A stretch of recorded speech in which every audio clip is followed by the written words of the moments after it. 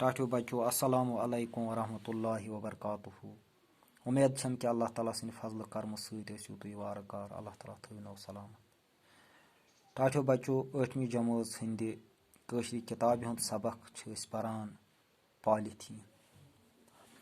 Polythene छ सो बलाय use अस पन्नो अथो बनोमुस छ तो खुदगर्जी मख छ दोह खो दोह अमुक इस्तेमाल हुरान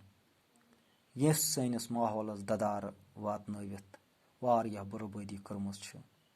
माहौल सा योत न कि बल्कि छु बाकिन जो जन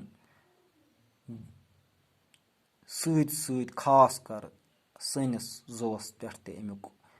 सनिस सेहतस पे ते वारिया बुरा असर त्रोमुत। बपर अजुक सबक यथ कन दपान बांग्लादेश छु सक सैलाब जद इलाक मान यवान मगर तत पॉलीथीन लिफाफो ड्रेनेज निज़ाम तूत आवुरमुत जी येल ती युप यवान छु मोम जामन हुंद थुप छु अथ बेहन तबाह कुन बनावान तो सु वक छुन दूर जे अगर न अस पन्निस रियासतस मज पॉलीथीन बंद करनिक तदबीर करो तिल बनन युमै पॉलीथीन येच्चे तबाहकारी हुंद बायस। यानी बांग्लादेशस छ अख मुल्क लकुट मुल्क अख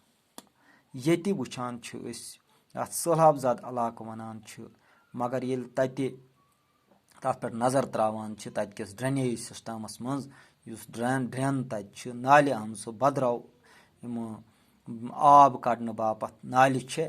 तिमन येल युप यवान छ मामूली तो तमन छ मोम जाम यम पॉलीथीन छ यम छ तमन थुप दिवान बेहन छ तथ सैलाब सु ज्यादा पानस तबाही हुंद बायस बनान तो अस येल नजर त्रावान छ पन्निस यथ पन्ने कशीर पेट अस छ बासा सु वक्त छुन दूर येल अगर अस पॉलीथीन बंद करनिक तदबीर करो न कह ति अथ पॉलीथीनस रकावट करो न कह ति ये मोम जाम अमुक इस्तेमाल खत्म करो न कह ति तो अल्लाह ताला बचविन तो ये तबाहकारी हुंद बायस आस यही मोम जाम न आस ये जमीन मज फसल वपदान तो न आस ये कलन मज आब सोरे आस वरान वरान प्रथ तरफ आस ददारे ददार नजर गसान ददवन नजर गसान अगर न अस पन्निस हसस काम हमो। लिहाजा पज सारे सोचुन कि अस पज पॉलीथीनुक इस्तेमाल बंद करुन। यह अजुक सबक वसल।